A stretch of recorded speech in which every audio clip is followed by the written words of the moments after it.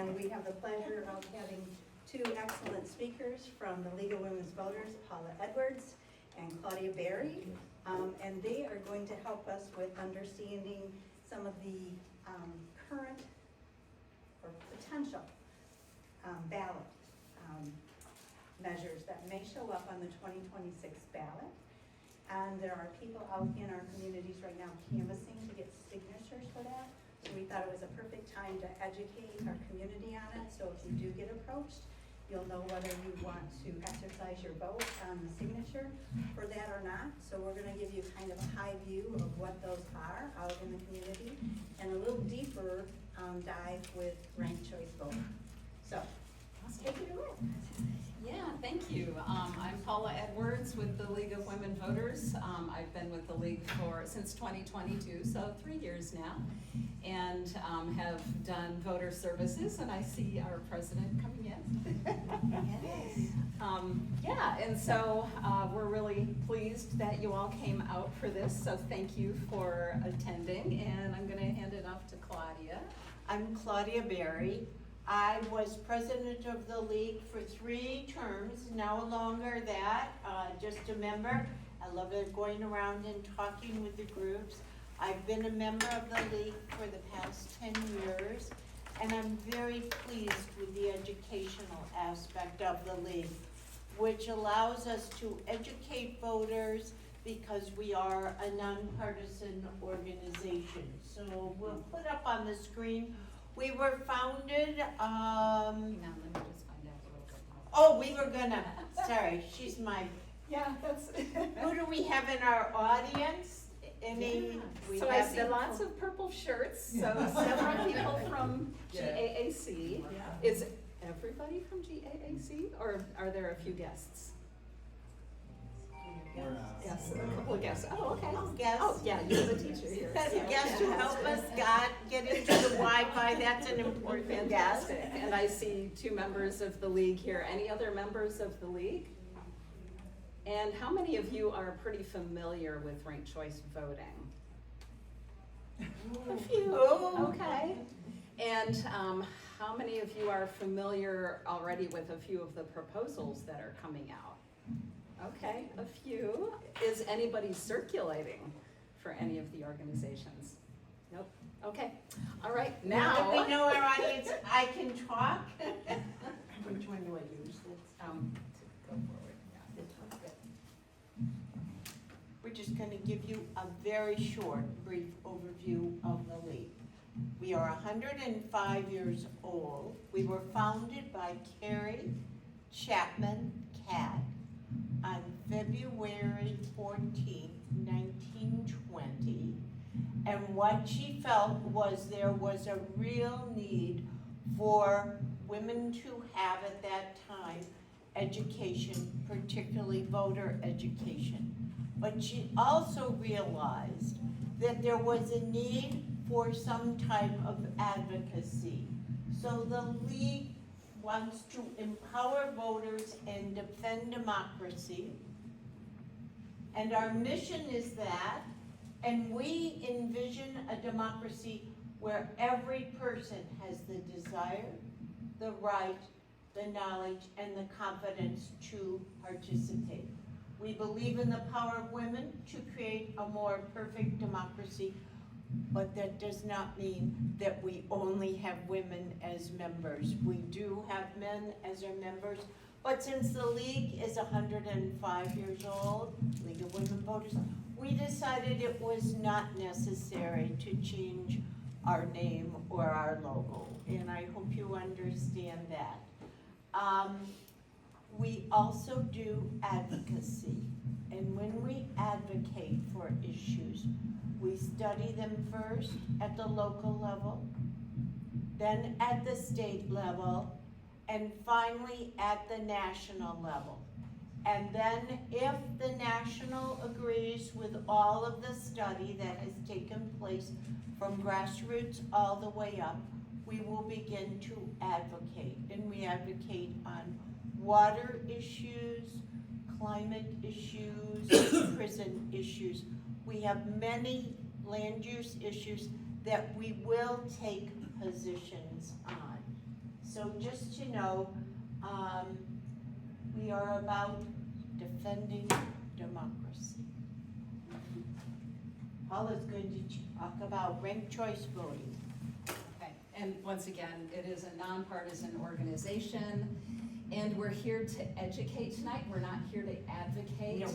So we're not gonna tell you how to sign, on, whether to sign or not sign on these petitions, but you can feel free to answer or ask questions, and we'll give you answers if we know them.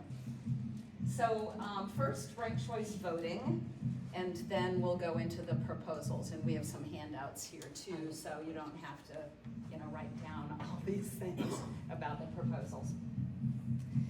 So ranked choice voting, just kind of as an overall issue. I'm not going to tell you what Rank My Vote is saying, which is the proposal. I'm just going to tell you generally about ranked choice voting. And we'll point out kind of a few things that the proposal or that the petition Rank My Vote is trying to build in. So we'll touch on that a little bit. So what's the problem with our voting system? We'll talk about that a little bit. We'll talk about ranked choice voting and help you understand what it is. We'll also touch on nonpartisan primaries, and the reason for that is because a lot of ranked choice voting proponents talk about some of the things that ranked choice voting will do for you, and they reference Alaska a lot. And Alaska has both ranked choice voting and nonpartisan primaries, and so I just want you to understand the difference there. And then finally, we'll loop back to some of the problems with our election system and see whether ranked choice voting might solve some of those problems. So we'll let you think about that as well. So here are just a few problems with our voting system that ranked choice voting might be able to address. And one is polarization and gridlock. And obviously we've got a partisan system that has been very polarized, and because the candidates advocate so much to the people that are in their base, their most ardent supporters, who tend to be either further right and further left, they talk about a lot of things that once the general election starts to happen, it's hard to reconcile some of the things that they've advocated for to their very ardent base, and then come to the middle.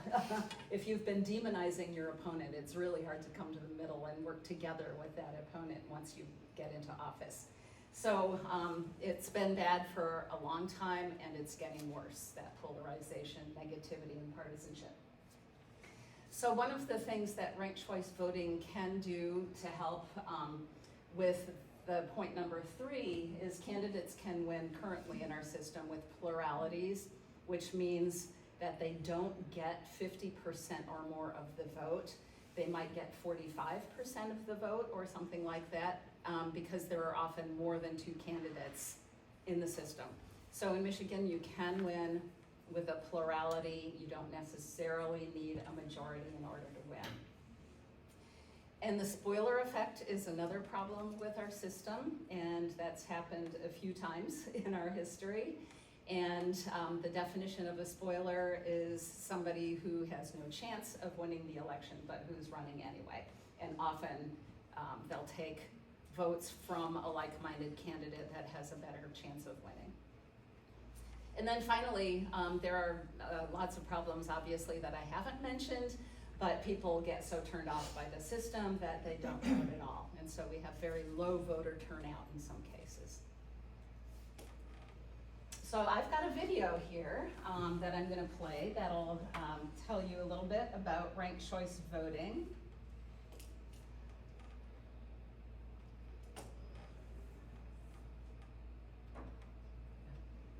There we go.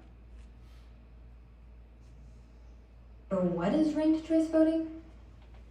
In most parts of the United States, voters select a single candidate for each position on their ballot, and the candidate with the most votes wins. This is known as single choice winner-take-all, which can sometimes result in the election of a candidate who earned only a small percentage of the vote, even when the majority of voters supported other candidates. But that's not the only way of electing our leaders. Ranked choice voting is another voting method which allows voters to rank their candidates in order of preference. In a ranked choice voting election, a candidate needs to earn more than half of the votes to win. All first choices are counted, and if a candidate has a majority, then they win, just like any other election. If not, the candidate with the fewest votes is eliminated, and voters who picked that candidate as number one will have their votes count for their next choice. This process continues until a candidate earns a majority and is declared the winner. Let's look at an example. Here, you select orange as your first choice candidate, yellow as your second, pink as your third, and green as your final choice. The first choices are counted. Yellow earned 35%, orange 21%, pink earned 28%, and green earned 16% of the vote. Because nobody won more than 50%, the candidate with the fewest votes is eliminated, and voters who picked him as their first choice have their ballots count for their second choice. This continues until a candidate receives more than half of the votes, or 50% plus 1. So what are some of the benefits of ranked choice voting? Ranked choice voting provides more choices, allowing more than two candidates to compete without fear of splitting the vote among like-minded individuals. Sometimes voters feel pressured to vote for the lesser of two evils. Ranked choice voting allows people to vote for their favorite candidate, not just against the candidates they dislike. With ranked choice voting, we see more positive campaigns and less negative advertising. Candidates are encouraged to reach out to as many voters as possible, including those supporting their opponents. They can build a winning coalition with like-minded candidates to earn voters' second and third choices. It's time to fix our democracy and make our elections work better for everybody. We can do that with ranked choice voting.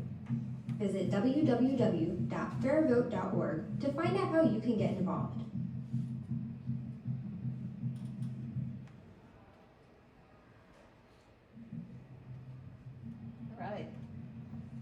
Thanks to YouGov for sponsoring this video. Last month, several of you voted for the best way to vote. Which voting system won? Well, stay tuned to find out. Buddy, who wants their voice? All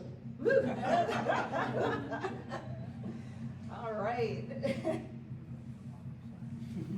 So, hopefully that video helped to really explain the ranked choice voting really well for you, but I'm gonna just run through it one more time because it can be a little complicated. So you have 4 candidates here, and you can make 4 choices, first, second, third, and fourth choices as to who you want to win the election. And then all of the first choices of everybody who voted are tallied. And so the first choices came out with 35% for yellow, 21 for orange, 28 for pink, and 16 for green. So because nobody got a majority, nobody got 51%, the lowest vote getter goes away, and all of the second choice votes then. So everybody who voted for green, they'll have chosen a variety probably of second choice votes, and then those votes get distributed amongst the remaining candidates based on how those second choice votes went. Does that make sense? And then still nobody won a majority, and so then it goes on to round 2 and round 3. And then, so orange goes away because orange then is next in line. And orange's votes are redistributed based on the third choice. And then yellow is finally over the top with 50% of the vote. So everybody clear on that before we move on? Cool. So how does ranked choice voting show up around the country? So there are 3 states that have ranked choice voting already statewide, and that's Maine and Alaska, and Hawaii does not have it for federal offices, but they have it for local offices statewide. And then in Aqua are the states that where ranked choice voting is in use or scheduled for use in local elections. In orange are the states where ranked choice voting is prohibited. And then in gray are the states that don't really have any specific laws about ranked choice voting at all, and Michigan is one of those states right now. There are a few localities in Michigan that have voted to implement ranked choice voting, but there is something in Michigan law that doesn't allow the implementation of ranked choice voting currently in those localities. So one of the things that the Rank My Vote petition does is it would change those laws to allow those localities to use ranked choice voting. So the pros and cons for ranked choice voting. So majority wins, that's the goal. So no more people with 30 to 40 or 35 to 40% of the vote winning in these elections.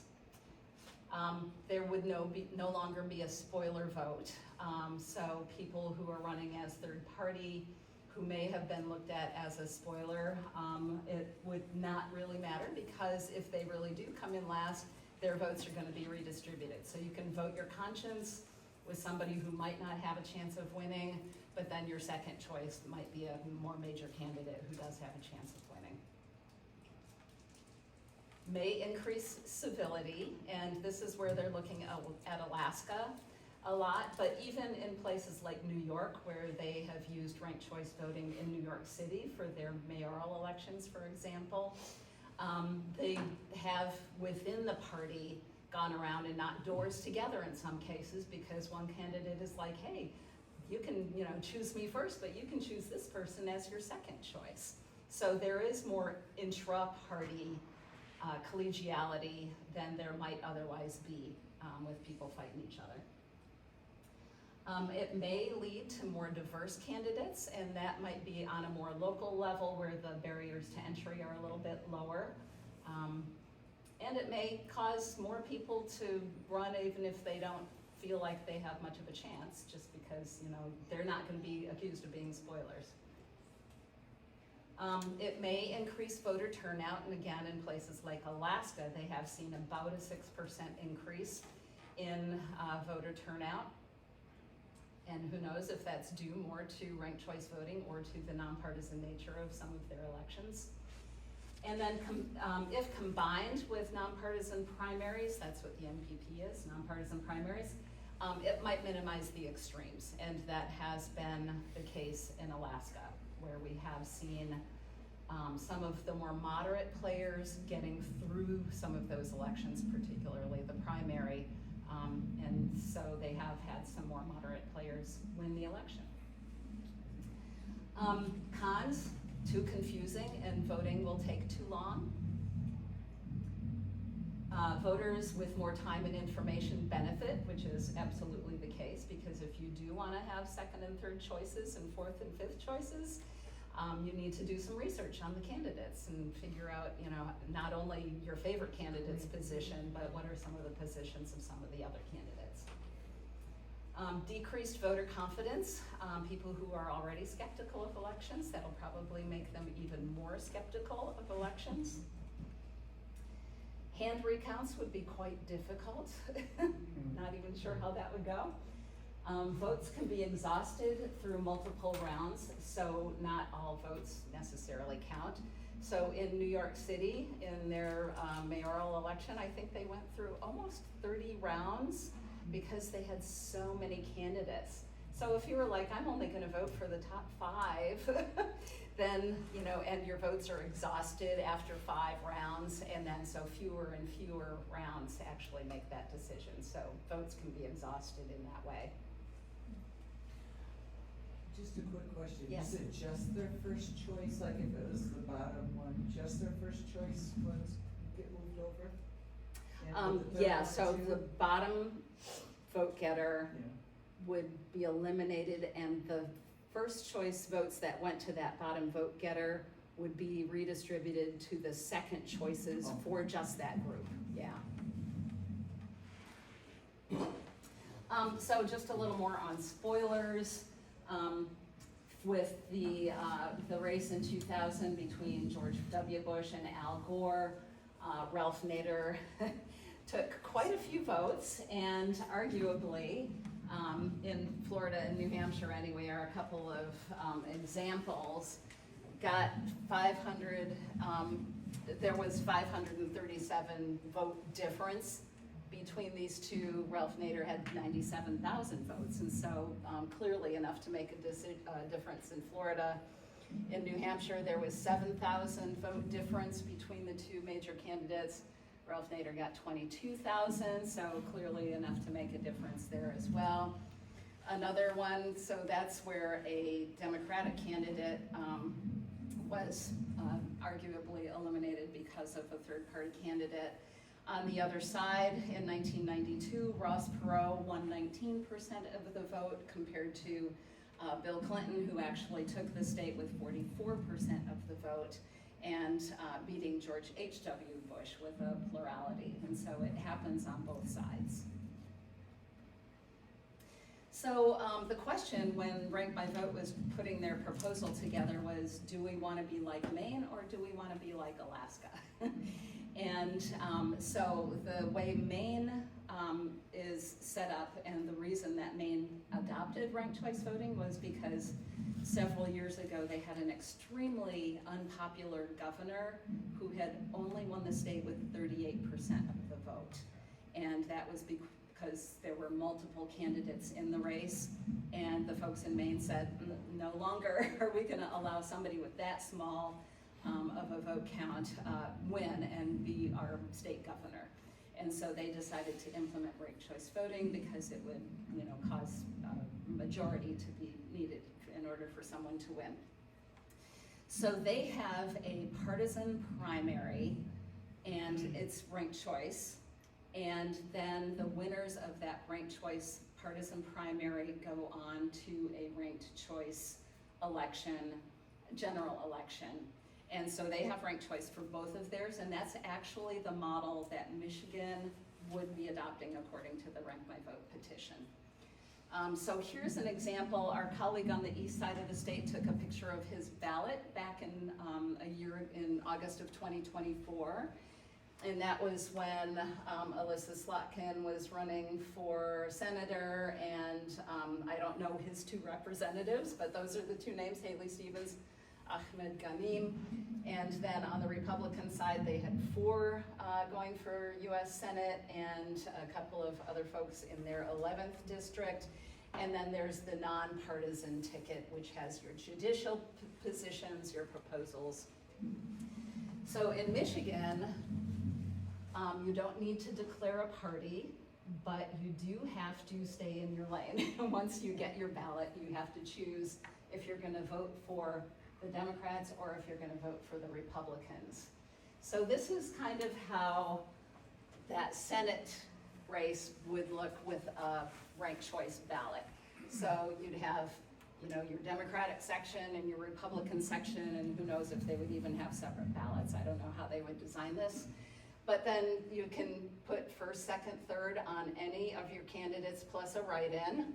And so you'd have 5 choices here for the Republican side and 3 choices on the Democratic side, and you make your choices there. So that's kind of how a ballot would work out based on the Maine model and the model that they're proposing for Michigan. So in Alaska, they have nonpartisan primaries, and the primary winners, the primary is not ranked choice voting in Alaska. They just have everybody who's running for that office on one ballot, and you can choose anybody. And the top 4 vote getters then move on to the general election. And so the nonpartisan primary is called an all-comers or an all-candidate primary. And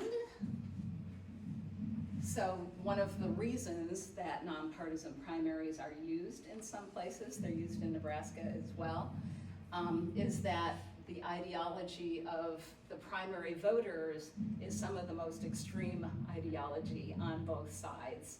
And so obviously if you've got a primary where fewer voters come out, you've got a very small percentage of voters that are voting in that primary, and there are so many safe seats across the United States now that if a candidate wins the primary, they are automatically moving on to that general election ballot, and that's the case for a lot of seats in Ottawa County as well.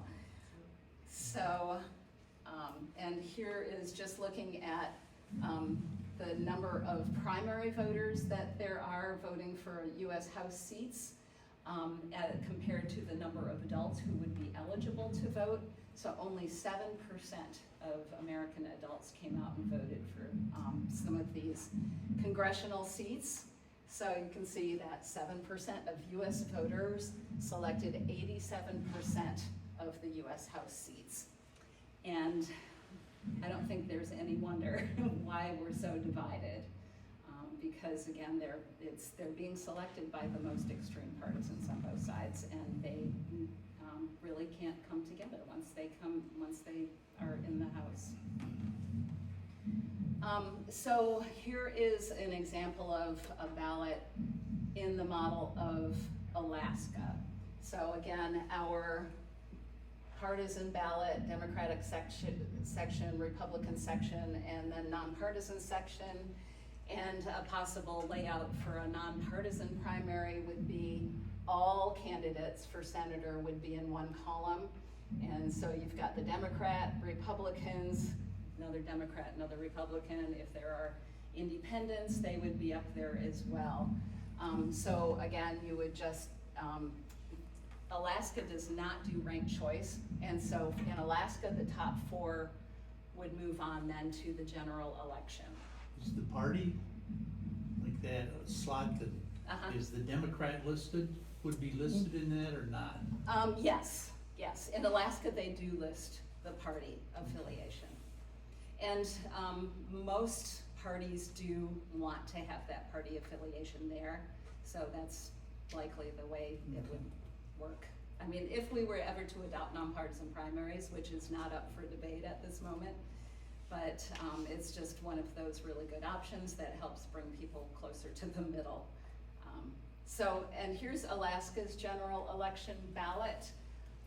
So here are the top 4 vote getters in Alaska for senator, and you can see Lisa Murkowski here along with 2 other Republicans and a Democrat.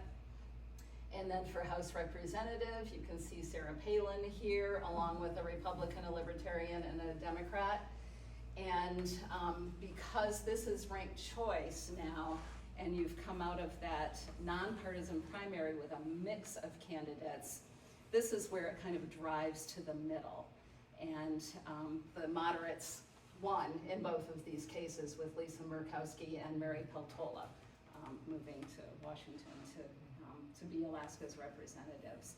So, and our colleague on the east side of the state was the one who did all this research into really, what are some really good methods to help bring us all into the middle, and this is his research. So just wanted you to be aware of what the model is in Alaska, even though we're going for the main model.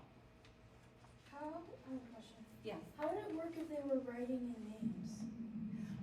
In the same way. So you would imagine that if there's a 5th name here, 1, 2, 3, 4, 5, that would be, it might be your first choice.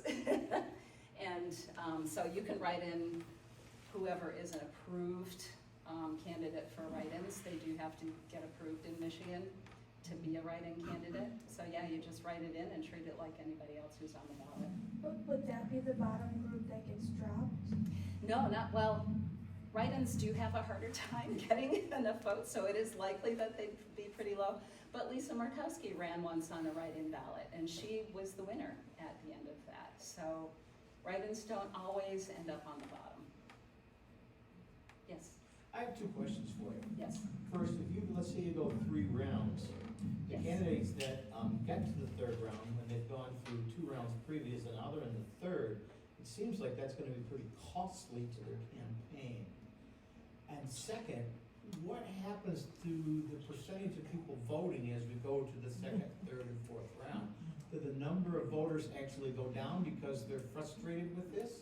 How does No, it work? you don't go in multiple times to vote. You vote Okay. once. All right, So it is a longer ballot. So the rounds are basically, they're being eliminated by choice. They're counting rounds, so it's just, Yeah. you get them all at once. So you're coloring in, let's say, I want Lisa Murkowski as my first choice, and I want, you know, this person as my second Okay. choice, that person as my Alright. third. So I'm coloring all those circles, Okay. so they're going through the tally. If it's not up to 50% yet, that's when the computer will eliminate the lowest vote getter, and then redistribute those votes according to the second choice, and so on. And that's why some people might not trust the results that come out of that, because we're pretty dependent on a computer to tally. Are the, Yeah. are they, is this gonna cause, I'm an election worker, Okay, and, I'm just wondering how, I mean, they're gonna have to change all of the voting they machines. are. And those are very, very costly. Yeah, and it's programming, Yeah. that would change. They wouldn't have to replace all the machines, they would just have to do some programming. I mean, they got problems with tabulators now, can you imagine? This is the only, I mean, I really do support ranked choice voting because we need to bring people back to the middle. But my concern is, and we both were precinct workers, and I run the equal one. So, Yes. my concern is the fact that, you know, we have actual people who bring in their absentee ballot and Yes. have us void it out, where they could vote for it, but Yes. they refuse. You know, there's just a lot of distrust Yes, on the right side of things, and, you know, right. I don't know if this is opening a bigger, I mean, I would prefer it, but I don't know what comes out of the Pandora's box when it becomes law. That's This is definitely one of the gonna happen concerns. at the tabulated level, correct? This is, you're gonna, the votes are gonna come in the way they're gonna vote. They're gonna go Right. to the tabulator system the way they always have. That's gonna Yes. go up to the top level, and that's where Correct. we'll do the recount. So the tabulators aren't, Well, the tabulators have to change, but they'll have to. but like, the tabulators will have to accept that. Yeah, it's the Yeah, programming. But the top, Sure. they'll be counting them at the top level. And that doesn't preclude a recount or a recalibration or Right, refiguring. yeah. Can't imagine. Is there a timeline? I'm not sure how a hand recount would work. Is there a timeline for this?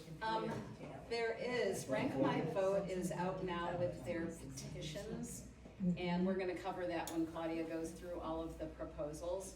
They have 180 days, once their petition is in the field, to collect signatures, and then they have to verify all the signatures, which takes some time, and then they have to turn in all of their signatures after verification by, I think, July 6th, I think is the date for that one. So, quite a bit of time. And does this proposal, is it going for straight, this is for the federal and everything, or It would are we gonna say, hey, cover, let's do this with state elections first and give it 10 years of that? and- no. Yeah. No, they're going for president, House and Senate, and I believe governor, secretary of state, attorney general, and lieutenant governor. I think that's where it cuts off, and then they're gonna leave it up to localities, as to whether they want to go lower, you know, like does your congressional district, your state house district wanna change to ranked choice voting or not? Or Would it your local election? change, because now when you vote in primary, you can only vote Republican or you can only vote Democrat. Right, that would not change. That would not, so No. you're still just, okay. You still have to vote your, Your choose your party and then follow that line, yeah, Is that- because What they have are you not gonna seen- change the partisanship nature, the partisan nature of primaries. They're gonna leave that in place. So the open primary is enshrined in the Constitution, you know, you Yes. can't, so. Meaning you don't need to declare your party ahead of time. Right, Right, but but the you thing sort is of do. that, you sort of do, because that's how you float it out. Yeah. Yeah, you do. And if they go the same way with presidential primaries, you're gonna have to declare when you put in your application, so, yeah. What have you seen as far as how long it takes someone to fill out their ballot? It would take a little longer unless you do your research ahead of time. So if you do your research ahead of time, you're simply coloring It's in gonna the make for a dots. very long day, Nancy. Well, that's what I'm thinking, I just wonder how, see how No, it's prepared going people to. are when they come to the polls. You bet. Well, it just. Yeah, because a lot of people do not prepare and they're gonna be freaked out. Well, it depends, it depends, it depends. I think the biggest challenge that we have are the people that, the spies, the people that are allowed to watch the election. Oh, yes. But they can't touch or Observers. feel Yeah. anything. That's where I would perceive the real challenge, cause I really am for ranked choice voting, but I also live in a county that has a large mistrust Yes. of voting, Mhm. Yeah. because I think we could weed out the better candidate, you know? I mean, we've elected a lot of people in this county that, Mhm. you know,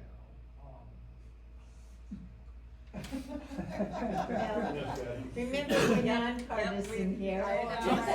And I can't advocate one way or No, the no, other. but what I'm saying is, I mean, in the perfect world, it'd be a wonderful thing. Yes, okay? yes. But I'm not so, I mean, in the state, we have segmented areas that this will not be met with a lot of. I agree, They won't yeah. embrace it. There are a Paula, lot I of think people you who are have gonna be. one more There's a question. question Well, here. this gentleman had one too. Yes. When did this all start, and why, and who started? Oh, at least 100 years ago, there was ranked choice voting in elections. Yeah, it started on a local level. There were a lot of areas around the country that were doing it, and it gradually fell off for some reason. I'm not sure, I read this a long time ago. But yeah, it gradually fell off, and then some places kind of resurrected it. So it's been around for a very long time. Oh, excellent question. I mean, that wasn't initially, when you elected president of the United States, first place got president, second place got vice president? Yes. Started right on. Yes, yeah, a long time ago. So just quick check back. So do you think ranked choice voting would help with polarization and gridlock? Ranked choice voting all by itself? Yes. I think it would force itself toward a compromise. Maybe a little, yeah. So candidates might work together and say, hey, you know, we might not agree on some stuff, but I could be your second choice or your third choice. So from that standpoint, it might get a little friendlier. Negativity, you think it might help with negativity? Not as long as you have social media. Yeah, I know. Candidates can win with pluralities, not majorities. Obviously, ranked choice voting is designed to solve that problem. Spoiler effect. Ranked choice voting is also designed to help with that one. And most eligible voters don't vote. Do you think it's gonna help with that? No. I know, on the one hand, it's gonna be harder for people and people aren't gonna trust it. On the other hand, we have seen increases in turnout for voting in some of those states that also have nonpartisan primaries. It seems to me that looking at this, more people would be enticed to do absentee ballots. Because then they could spend a little more time with it, that rather than standing in line complaining. You bet. Yeah, that would be a good way to eliminate the lines. Don't trust absentee ballots. Well, that's not. I would think it's initially gonna depress the vote because, no offense, and I'm one of them, but the older people are gonna see it and freak out, but they're not gonna be able to handle it. I've got a sister-in-law right now that I spend days going Oh, over yeah. her ballot Yeah. with her so that she can go in and vote because she's afraid to go in and vote. You bet, And we go yeah. through a 45-minute process just to get her in the door. I know. My mom is 92. I do the same thing. And it's gonna be a ranked choice voting, and Yeah, that's like, gonna be a whole Yeah, their heads are different gonna blow Yeah, up. but, okay, and I'll say my own point, and then you should go on, I guess I don't know. But, we gotta think in a 20-year, 30-year time span. If we could move this direction, of course, when you do things the first couple times, it's gonna be a pain, and there's gonna be a whole lot of just initial objections, because it's new, and I don't like anything that's new. True. And I'm that way too sometimes. Yeah. But if in 8 years, 12 years, 16 years, it's not new anymore, Yeah. it might Yeah, really. I can see that initially, And Yeah, fair, but the fair initial, vote, you need to trust. yeah. Fairvote.org did a survey of states that have implemented this, and it is popular with the states that have gone through that. And Alaska in 2024, there was a repeal measure, and they voted it down. They said, we still want ranked choice voting. So you're right, the states that have done it like it. I assume if you chose to, if one chose to, you just take your first pick and, you know, the hell with the rest of them. Yes, and a lot of people do that. They're And like, so- I don't so like you any don't of have to them. make it any more complicated. Right, yeah. That was my question. Yes. If somebody said, I don't want all these choices, if the ballot wouldn't be spoiled. You bet. As long as they had one pick, You bet. that would be their one. And you can leave it blank too. Okay. Yeah, you only spoil your ballot if you put an extra mark on it or something like that. So, yeah, you can decide to, it's like, I'm only voting for this one because I don't like any of the other candidates, that's it, yeah. Okay. I don't have a question, I have a statement. Okay. Yeah, I think we have another job to do, don't you think? Tell people about voting. Jeez. I know, it definitely takes a lot of education. In the states that have implemented it, they've got huge education efforts. Good. Yeah, So, thank you. You're welcome. it's my turn now to talk about the ballot proposals, and what we must remember is, first of all, it does appear as one of the ballot proposals, but it needs to garner so many signatures, and then after those signatures, they have to all be verified. So it may not make it this time, but if it does make it, then each and every one of you who votes will have a choice to decide. Yes, I want to move forward with it, or no, I don't want to do it. I would say that, as you mentioned, it will keep coming up. If it doesn't come through this time, it will not probably be dropped, but it may not pass or it may pass. We have no way of knowing until the voters vote. And so right now, we have 9 potential proposals that could appear on the ballot. The League of Women Voters is nonpartisan, so all I will do is explain the proposals to you. We have sheets to hand out to you, Paula, if you want to pass them down. You may look at them as I talk about them, but we have taken no position on any of these proposals. 3 of these proposals deal with voting rights.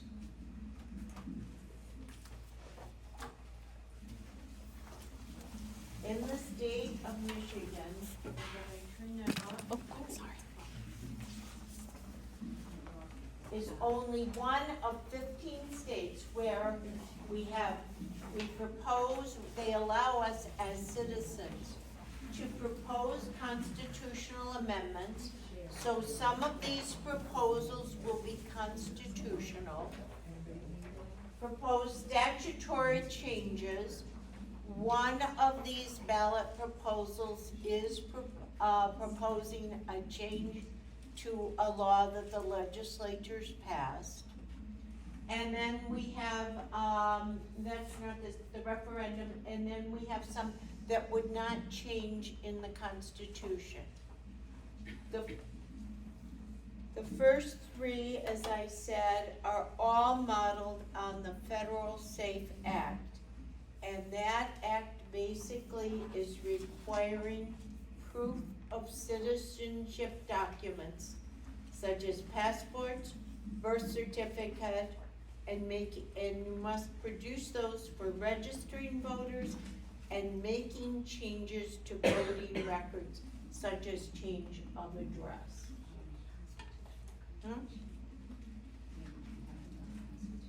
Yeah. Yep. Yep. Yep. Yep. all basically the same, and they are requiring the Secretary of State to verify the citizenship of all registered voters. That is one of the big changes. They are also prohibit counting ballots from voters with unverified citizenship unless the voter shows documents to the secretary within 6 days post-election. These are being proposed by Americans for Citizens Voting. If you've been traveling on the roads of Michigan and the highways that have rest stops, you will find petitioners, people there, as with ballot proposals asking for your signature. So just become aware, and Paula and I don't think that, we think that the second proposal is the one that's out there right now. This one. Yeah, so that's number 1. That's number 2. Two. That's the one that's out there right now. When you say 2, okay, they're, on this, they're numbered 1 and 4 and 5. Yes, Okay. okay, I'll talk with that, I think yeah. that's how those people Yeah, 3, 4, and 5. 3. The protecting voting rights are 3, 4, and 5. And this one is the one that the petitioners are out there with now? We believe that the petition is on, Number 4. number 4. And, no, sorry, 5. Americans for Citizen Voting, number 2. Yeah, Is, we think, the one that's out there, and not sure about number 3, the protect voters' rights, that might be out there as well. Yeah, but the one that was at the rest area, trust, what would be considered a provisional ballot where somebody comes to vote, but they don't bring their ID, and we're required Yes. to turn that over to the precinct captain. Okay, and then the precinct captain even puts that ballot in a separate envelope, so. Yes. And then that person has so many days to make that. right, but they, Mhm. currently they can vote without an ID. Right, but it has to go through a process, and that person has to know that they have to make it right, otherwise the ballot. Their ballot would not, it's an affidavit, and all of the ones that you see there for voting rights want to eliminate that entirely. Mhm. Yes. Which one of these 3 is closest to what's going on with the Supreme Court and voting down a section of the voting rights bill? Unrelated. Unrelated, what the Yeah. Supreme Court is voting on is sort of a district, the ability to gerrymander and change the districts so that you no longer have to pay attention to any of the civil rights issues that may have caused a district to be formed to begin with. Those would become negated. This is not anything to do with that. This is really, in 2022, Voters Not Politicians passed some voting, we passed them in the state and allowed voting to become easier.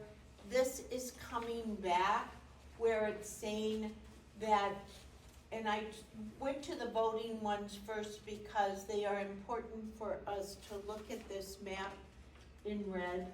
These are all states that have passed in voting suppression. And this could be considered voting suppression if you are, right now, all you have to do to register to vote is to be a Michigan resident, show an ID, driver's license, passport, Michigan ID, and an address that you live in the state of Michigan, a utility bill or a bill. This is going to require the Secretary of State to check to make sure that all the registered voters are US citizens. And then if you were registering to vote, or if you were going to change, let's say you moved, you would have to do proof again. So you would have to produce a birth certificate, a passport, something that proves that you, if it's a marriage document, that you're, as a woman, your name has changed to register to vote. And all three of these require that. But right now, we believe only 4 is out there being, we're not sure. Yeah. But I've we only know- seen that one. Yeah. Number 5. Number 5 is out there being circulated, yes. I have a question, because in the past few years, states have gone, Secretary of States have gone through and knocked people off of the rolls, and they don't even find out till they go to vote.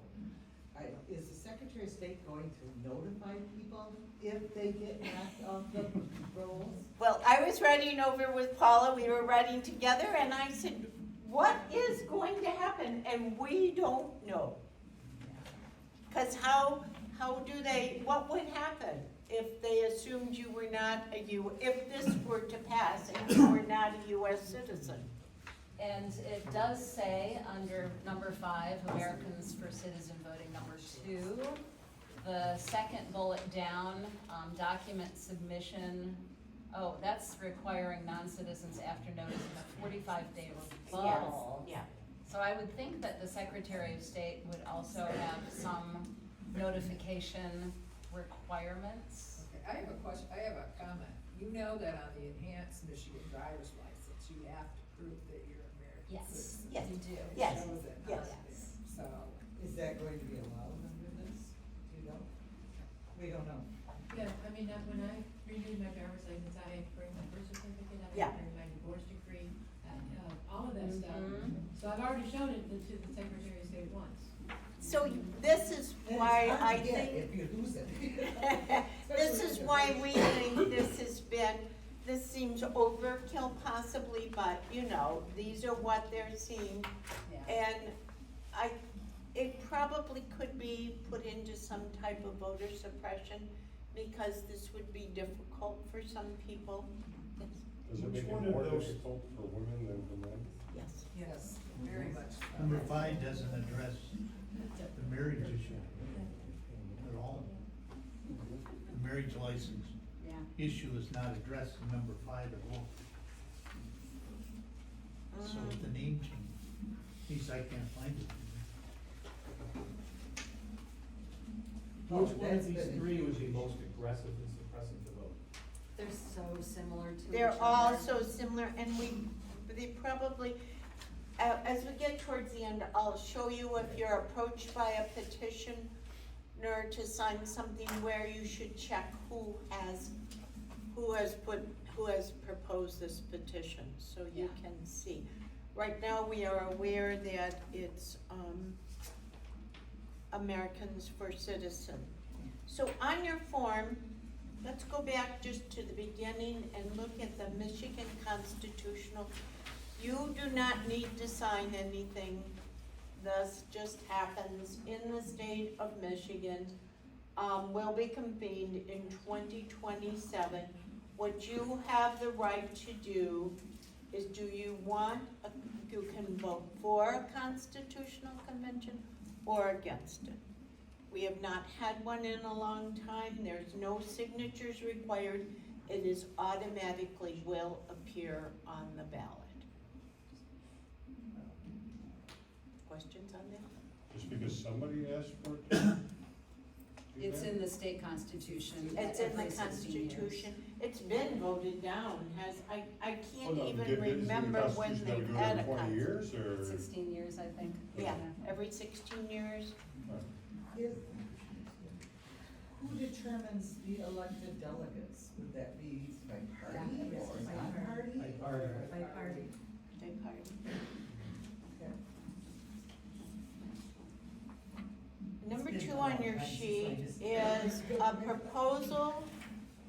It's a constitutional amendment to prohibit real and personal property taxes, to do away with them, which currently fund, as you can see, counties, municipalities, schools, community colleges, parks, and voter-approved bond repayment. How would we make up that? You can read the second bullet point. They will increase the state sales tax, redirected to cities, townships, and villages from 10% to 13.3%, and from 0 to 6.67 for counties. Then they would shift 10% of the state income from marijuana, alcohol, tobacco tax revenue to local governments, allow use of this revenue only for listed essential government and infrastructure services, but not for schools, community colleges, parks, or local governments. This will require 60% voter approval for local tax increases and require 2/3 vote of the legislature for tax increases. So that's basically a decision you would need to make if they collect the signatures that they need to get it onto the ballot. And they don't share a lot of that, because I was approached by somebody, and all they said was, wouldn't you like to get rid of your property taxes? Well, of course I would like to get rid of my Well, property everybody taxes. probably would. But you have to realize that they pay for a lot of services. Yes. Especially at the local level. Yeah. So the reason we have been, Paula and I have been talking to people is because there's more than just that catchphrase, wouldn't you like to get rid of your property taxes? Most people would say, sure, and sign, but you have to realize that you don't really get rid of it. It just comes around in a different form. And it shifts the burden of paying taxes away from property owners, which tend to be wealthier, towards sales tax, which the middle and lower people are spending every bit of their dollars so that they can fund the government. Yeah. You know, I mean, so. State of Kansas did this quite a few years back, and they voted it out. Yeah, I think I read that, they had. And also, they don't address Ontonagon County, they don't address Keweenaw County, they don't address Montmorency County, that having lived in Montmorency County, that increase in taxes is gonna do nil for them, because they're so tiny and not many people. Oh, interesting. So those small rural county, most of them up north, Dickinson County, how are they gonna fund it with a 1% increase in sales tax? Yeah. You know, that ain't gonna They happen. don't sell, just so you're aware, and if people ask you, you know, you can give a further explanation that it's a shifting of where that money is going to come from. Yeah. We did the voting ones. Number 6 is ranked choice. Do you have any more questions for Paula? There's right my vote, yeah.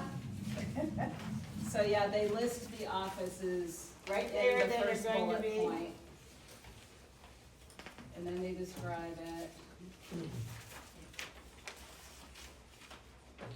And it would require legislature to put implementation Right. laws together. Does it separate governor, lieutenant governor, or do they run as a? I don't know. They It says put governor, them in lieutenant. slash, Yeah. so I have a feeling they'd still run together. As a team. Yeah, uh-huh. Actually, federal government, would that require federal amendments? So it would have to be passed by, Nope, they leave it up to the states. They're doing that name now, But what happens is the states, in the Constitution, the responsibility for the elections were passed on to the individual states. Yeah, states decide That's how why they you've want to got elect. one state that has like one weirdo, you know, they have a whole, all of their, primary votes go to one except this one little county or something. Yeah, it's real weird, because each state determines that. Right. Yeah. I know we're at our time limit, aren't we? Oh, are we at our time limit? Yeah, it's the second quarter. Okay, just really quick, number 7, the legislature, a couple of, I don't know when, passed, a referendum. This is to repeal Public Act 1 of 2025, which amended the Improved Workforce Opportunity Wage Act. So, this is where where Michigan allows that you can come back in, if you don't like what the legislatures did, you can get enough together and get back on the ballot to repeal what this was, and this is regarding the minimum wage, as you can see, and they want to take it from 13.73 back down to 13.29, and from 15 to 14 for annual inflation-based increases. They are increasing tipped worker wage to 48%, 60% in 2026, 70 in 2027, 80 in 28, 90 in 29, and 100% of the wages from people who receive tips in 2023. What about the 100%? They're tax-free or? They have full minimum wage. They Oh. have to get full minimum wage. And eliminate fines for employers failing to pay the minimum wage. Yeah, this is the state. So, yeah. So, now you know, you can decide how you feel. If they garner the signatures, which they might, Then it'll show up on the ballot. it'll show up on your ballot, because you could, you could say, hey, do you wanna repeal what the legislatures put through? Well, a lot of the people collecting the signatures on the proposals, on their petitions, are probably being paid. So they're going to give you the highlight of what they think would entice you to sign. And maybe this would entice you, so just so you know the background on it. Number 8 is invest in Michigan kids, and this is a constitutional amendment, so this would go into the Constitution. And in 2027, it would impose a 5% tax on annual taxable income over $1 million for joint filers and over $500,000 for single. This is a tax in addition to the existing state income taxes and would be deposited into the state school aid fund. It prohibits use of the money for other purposes while spending subject to annual audits. And at the bottom, it says the number of valid signatures, and these are valid. They have to be valid. They'll be reviewed of what they would need to have in order to have this appear on the ballot. Now, some of you on your sheet don't have 9, so I'm going to fill that in for you from up here, and some do. This was an added initiative at the end of August. It's Michiganders for Money Out of Politics. So how come this one only needs 357,000 valid signatures from the All rest of of them them? have different amounts. If you Yeah. notice, It depends, going back to the beginning, it depends on the type of they are. There's 15, well, I can't remember. Yeah, I'll go back. Can you find it? Yeah. There. Constitutional amendments, 10% of the votes cast for governor. Initiate new or amend existing 8, and referendums 5, so, okay. Okay. okay? And this is the one that prohibit regulated electric and gas utilities, contractors with over 250,000 annual and government contracts, and people and organizations with substantial connections to these utilities or contractors from making direct or indirect campaign contributions to those who run for or hold offices that impact them. This is also called Mop Up Michigan. Yep. If you see petitions around, it's the Mop Up petition, and it's put together by voters, not politicians, who also did the proposal 2 of 22, so. This passed with, this, all the stuff the Supreme Court's mucked around with, that basically you can put as much money into politics, that would still fly with this? This would be a Michigan law. Michigan. That would tighten up on those campaign finance restrictions. Yeah, I guess they just don't know if someone from Michigan said, hey, this violates what the Supreme Court's already decided about money in politics, so. Yeah, and they were ruling, right, so, this would be a Michigan law, so it would only apply to Michigan candidates.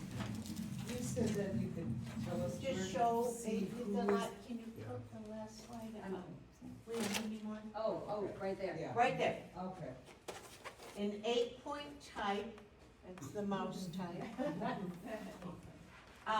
You want the name and address of the person, group, or organization paying for the printing of the petition form, preceded by the words paid for with regulated funds. So right down there, you can see on that bottom corner, the person, not a circulator who signs as a circulator, or a person who signs his or her name as a circulator, guilty of a misdemeanor. So that's how you would know who had brought that petition. And we know we're over time, and If anybody wants to stick around and. we'll answer any Yeah. questions that you may have, and thank you for seeing You're free 10 to go. minutes longer. But think about what you sign, and know what you're signing. And share with your friends if they ask you questions. Once these get on the ballot, the league will post their positions. Yes. So we're just watching for which ones pass on to be on the ballot, so. Yeah. And we would look to put another educational session together for those that get on the ballot to do a little deeper dive about what that means. So that will be another thing that will come out, but probably not till next summer or early fall. That's what I was gonna say, could it be summer before we know it's gonna be on the ballot? Yes. Yeah, because they have to verify the signatures, don't they? They have 180 days to collect them. Yeah, and most of the deadlines are July. July.